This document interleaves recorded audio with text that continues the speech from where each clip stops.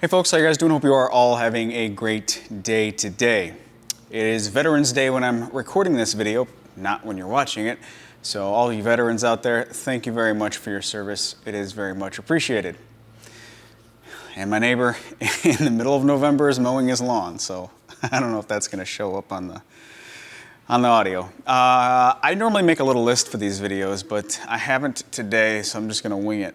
The last, let's see, I guess it was 2 videos since I did one of these vlog videos. 2 projects since this vlog video. So the first one was the Moxon vise video, and you can briefly see it right there, that Moxon vise living on my workbench. A lot of people said, isn't this like the 4th or 5th Moxon vise that you've made? Like, why make another video on it? Well, this is a different kind. This one actually uses it uses a different style of hardware for it, a relatively inexpensive set. And the main reason for that was to promote my friend Jonathan Katz-Moses. We've got a good business relationship behind the scenes, and not only that, but a good friendship. You know, he's a good guy. Anyway, promote his templates for making that Moxon vise. So if you're interested in a set of templates to make that Moxon vise, right there. I'm actually doing it correctly, so I'm going to keep doing it. Then you go to his website, Jonathan Katz-Moses, Ultimate Master Craftsman Store of the Internets.com. And you can see his templates and all that and check it out. So that was the reason behind making that. And it was also just a quick win project. Every now and then you need one of these little quick wins. I do anyway. I'm a very momentum-based person. And if I recall correctly, I had a bunch of computer work that entire week. So it was a great excuse to get out here in the shop, knock out something productive, or knock out something quick, be productive, and have something really cool to use. So win-win-win-win-win type of project. This past giveaway is over for the router bits from bitsandbits.com. If you go to bitsandbits.com and order some router bits, use the promo code JBates15 to get 15% off your order. There's no affiliate there. I don't make any money whether or not you buy right there with that coupon code, but you can save 15% and get yourself some nice quality bits. So do that. That was from, do that if you're interested. Check out their website if you're interested in router bits. That's over for the October giveaway, and I'm delaying the November giveaway because I'm going to try and do a big end of 2019 giveaway, a much bigger giveaway. And I guess I can go ahead and tell you guys about it. It's not live or anything just yet, but we're going to give away my older version of the Panto router, and you're not just going to get an old, outdated version of the Panto router. It's going to be updated with everything current, all the templates and such. They're all going to be updated so you have a nice, current working Panto router. And we're going to give an option here. I personally do not want to ship it. It's a kind of a finicky machine that really doesn't need to be moved around a tremendous amount. And it's already assembled. I don't want to tear it down. I don't want to take a bunch of stuff off of it and then, you know, pack it in a smaller version if I don't have to. If I have to, I will. But the other option is whoever wins will have the option to come here in the shop, and I'll train you on the machine for a day. We'll go through the process of fine-tuning and tweaking all of the adjustments to make sure it's actually cutting precisely. And then, if we have time, we'll go ahead and make a couple drawers out of box joints, with box joints, for your version of the Panto router cart that I just made, because I still have, off camera sitting over there with other stuff blocking it, a prototype of that particular cart frame that you can take with you. Put the drawers in it that we can make, and you basically finish off the cart after I show you how to use the machine. I think that'd be pretty cool, right? I get to teach somebody in person some stuff that I know, and somebody out there gets a cool machine, and yeah, I think that'll be cool. And also, Bits and Bits is going to provide a complete set of router bits for the Panto router that are coated in their Astra coating. So win-win-win-win-win situation. Sounds like a pinball machine going off. Wing-win-wing. Anyway, speaking of the Panto router, I've been messing around with it a lot after that video. Oh, real quick about that video. Let me put this back down. A lot of people said, All right, so in the video, I demonstrated how you could use a drill bit as a spacer to space your material away from the fence. And then I broke out a dial indicator to move the fence precisely the same distance as the drill bit. And it's kind of one of those things that you're fixated on trying to deliver a certain message that you overlook the easiest solution, and that is to just use that same drill bit to set another stop block on the table, remove the drill bit, and then move the fence to that stop block, lock it down. Done. Super quick, super easy, no need for a dial indicator. Completely just flew by my head, right? A lot of people in the comment section pointed that out.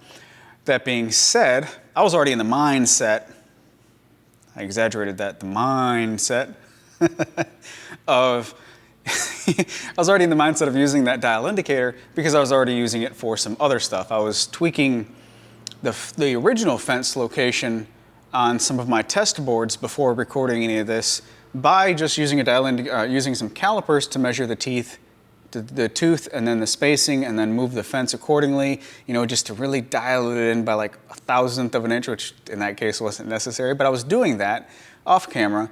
And then the time came to make the actual joints for the video, and I was still in that mindset. So in that case, it wasn't necessary to get that precise with dial indicators, a dial indicator, but I did it anyway.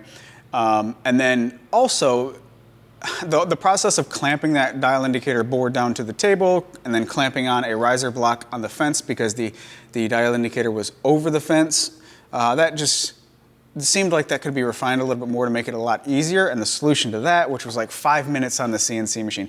It is crazy how, well, it was like 5 minutes to design it, about a minute to cut on the CNC machine. Since getting this particular CNC machine over a year ago, it's about 1.5 years that it's been in my shop now, maybe not 1.5 years. It is such a problem solver. It is a fantastic piece of technology that, due to the times that we live in, is now more affordable than ever to be in so many more shops rather than just industrial environments. So that is so cool and so fascinating. Anyway, I took that dial indicator and made a little holder block like this. I've got a bunch of plywood that I stained and then put poly on top, water-based poly, and then just set off to the side for use on the CNC machine, and then it gets this really nice little block look to it, right? So same dial indicator, and I've got a couple slots cut in here so that the travel is not affected, because it is like halfway into the surface or the thickness of the material. So that's not affected at all, and then I can still access this knob to lock this in place if necessary, which is kind of pointless for the way I use this. And then the only odd thing with this particular dial indicator is it's got a thing sticking out the back to where you can screw this onto something and mount it. So this actually fits down into the slot on the table of the Panther router, and then this is positioned on the next slot over so that it's not in the way of this, right? So that's how this locks down, and that's plenty enough alignment and clamping capacity to lock this to the table with no movement whatsoever. And now it is a thin enough profile that it still interacts with the fence without a stop block. So that simple idea of clamping something to the table using another stop block to raise the side of the fence is even more convenient by just setting this in place, clamping or screwing it down, and boom, make your adjustments. So awesome. CNC machine is such a precise problem solver. It can be used to make full-blown projects, which not that many people care about, but it could also be used to solve problems. I said the same thing like 15 times right then. I'm bad about that. So that's that, and one of the reasons why I think that this is such a handy attachment, handy accessory for the Panther router is because you really can dial in an exact fence location. Case in point, this right here, right? So I used the Panther router to make some dovetails, made them extended and chamfered them around. See, I love the look of that, right? Seen it on so many different works. I love the look of exposed joinery like that, just beautiful. Anyway, so you see that this is a relatively narrow box, right? It's not that tall in this direction. So one way to get a dead nuts accurate location for the fence of the panel router based upon the center of this, based upon the center of the templates, right, is to cut just the center tail, cut the pin on the tail board, right? Cut the center one only, and then use calipers to measure the distance from this inside corner of this tail to this outside edge, inside corner of this tail to this outside edge, and whatever the difference is on the calipers, you divide it in half and then move the fence that amount one time, make another test cut, and then you have a 100% perfectly centered tailboard. And then of course the pin board is the same, set up the same way. And so long as you use evenly spaced spacer blocks, or as long as you use the same spacer block on one side to offset the half pin, use that same spacer block on the other side to offset the other half pin, the templates on the template holder, you'll get absolutely perfect results every single time, and then you just batch out a bunch of them. It is so much fun messing with that thing. So I did this one, just goofing off, and I'm like, oh, that's so cool. I have no idea what wood this is, by the way. Chad Fletcher, Goodwood Sawmill on Instagram. I bought a bunch of this. It's this wood from him. It's sapwood. I think it's bloodwood, but this is the sapwood, so the red shows through just a little bit. And I got another box over here that I did that has different spaced tails. Not by much, but there are different spaced tails. So you see the outside two tails are wider than the inside two. And of course I made these proud and I didn't chamfer these at all or anything. But this is more of that wood. That right there, if you can get a bunch that looks like that, isn't that beautiful? It's just different. Looks really cool.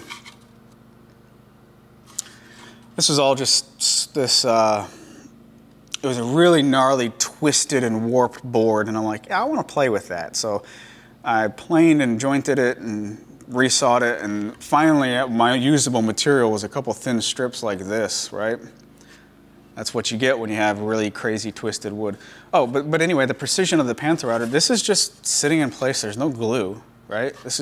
And these are the tailboards, right? So this is gravity just holding it, not necessarily the geometry of the joint.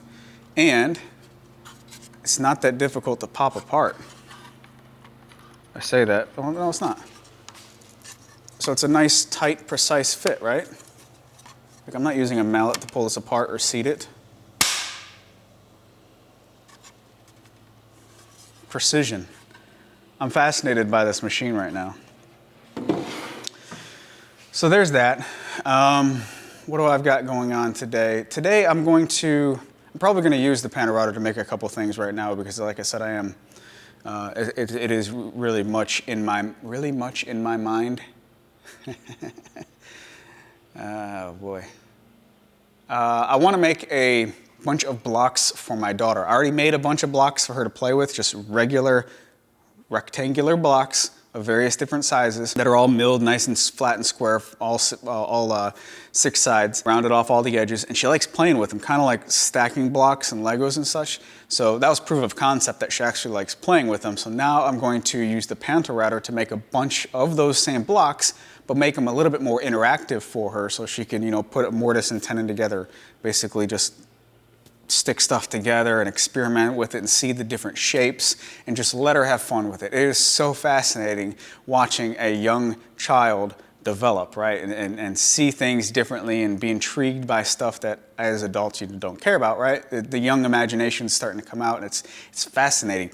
I brought her out here to the shop a few times because she's just now getting to the age to where it's appropriate for her to walk around out here, you know, of course, supervised, with power off and all that. But just let her experience the environment and let her play with some stuff, and she loves it. I've got a box of blocks.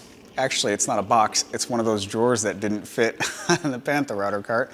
I got one of those drawers of blocks out here in her own little corner of her own stuff, and you can't see it. You twist this around. See her chair over there?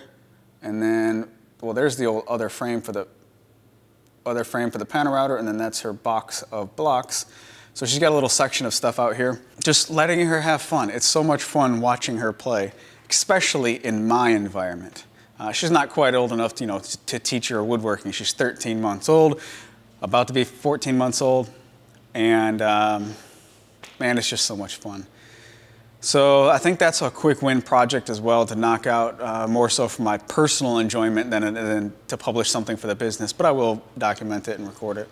And then I've also got some of these tool totes that I just put them on the back burner. Like I've got templates made for a tool tote, a lot of mahogany sitting over there ready to make a tool tote, nice green and green style. I've got some ebony for some plugs, and it's just on the back burner. I don't know why, I just haven't had the desire to start on that project. I really like it, and I really want to get one done because I think it's going to be fantastic. And I also want to take the front panels, maybe all 4 panels of that tool tote, and engrave some type of Asian inspired design on the front of it. And with a CNC machine, I don't know if I can make that into a separate project or a separate video, because there's still this like anti-CNC thing in the woodworking community on YouTube. But then again, some parts of me don't really care. But I want to make this really, really nice, and then probably give it to I'm not going to say who I'm wanting to give it to, because they may be watching this video. Some other upcoming stuff, just thinking off the top of my head. I purchased basically an entire 8-foot, really wide diameter log from Chad Fletcher Goodwood Sawmill of ash. Just beautiful, perfectly clear ash. He milled it all into 8-quarter boards that are 6 to 8 inches wide. Just a whole stack of them, some quarter sawn, some rivet sawn. He used his Lucas mill to get, I think it's a Lucas mill, to get it all milled up. And he also got a vacuum kiln, which is fascinating in its own right. So it's not necessarily, I could be completely wrong, correct me if I am, but I think this vacuum kiln doesn't necessarily, use heat on the outside to dry the wood with airflow. It sucks the moisture out of the wood. So you're sucking the moisture out via a vacuum. So you're drying from the inside out rather than the outside in. And from my understanding, that produces a better quality board with less chances of checking and cracking and warping and all that stuff. So it's fascinating. He sent me a text message the other day of a video of opening a valve on the chamber to release all the moisture that's already been extracted. And I think it happens once every 24 hours they open this valve. And it was a 3-inch diameter PVC pipe, and it was just flowing with water, basically just being pulled out of lumber. Fascinating, absolutely fascinating. I'm going to make a video of that process with him in Pontotoc, Mississippi, about an hour north of me, really. Pontotoc, Mississippi. Pontotoc. I've always thought that was a funny word, an interesting word. So that's something going on. What else? There was something on the tip of my tongue that I did last couple weekends ago. I recorded another video with my friend Duffy Neubauer in Starkville, the Starkville Civil War Arsenal. I have a great fascination with what this gentleman is doing. Mr. Duffy is not a woodworker. He is a historian, somebody who absolutely loves history. His specialty is the Civil War. And what he's done is he's taken his fascination for that particular time in history to create a couple complete replica wagons. And he's I think, if I'm not mistaken, he has the only personal complete collection of Civil War rolling artillery. So he's got a couple cannons, he's got a wagon, he's got a forge, a couple other wagons that I don't know the names of, but they're all done like to spec of back in the day, back in the 1800s. But he's not a woodworker, but he's taken his passion for this history to do whatever is necessary to complete the task, right? So it's fascinating because this is like legit, the real deal stuff. His ambulance is like hundreds and hundreds and hundreds of true mortise and tenon joinery, and using split nails or whatever, using the correct hardware where necessary. It is just absolutely fascinating what somebody can do with no excuses. So I see something like that, and I'm interacting with something like that on a personal level, and then you see a lot of these people online where it must be nice, and it's just so drastically different. So kudos to Duffy for all that he's done. This particular video we recorded a couple weeks ago was on his forge. He has a rolling forge, right? A 2-chamber bellows forge. And I mean, we had some coals out there just the same way it happened back in the day. Of course, he doesn't profess to be a blacksmith by any means. He got some metal cherry red hot and formed it on an anvil. And it's just like, that is so fascinating to me. and I get to be the lucky one documenting the process. So we recorded that. I don't know when I'm gonna be able to edit that video. I've got so much other priorities and mixing and matching going on. Hopefully sooner rather than later I'll have a video on that. And then also one of the things that I want to do with Duffy, he is so entrenched in this mindset of history that he always wants to present his information from a historical aspect of it. I just want to get him out there. I want to go out to his place. I want to mic him up, and I just want to have a conversation about the woodworking involved in what he has done.